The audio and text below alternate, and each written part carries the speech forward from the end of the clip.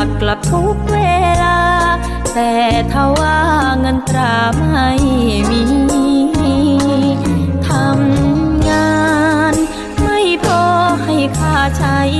จ่ายค่าแรงที่ได้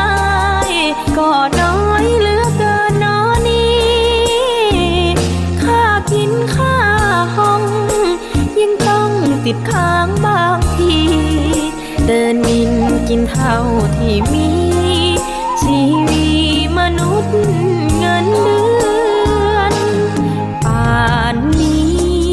พ่อแม่จะเป็นไงบ้าง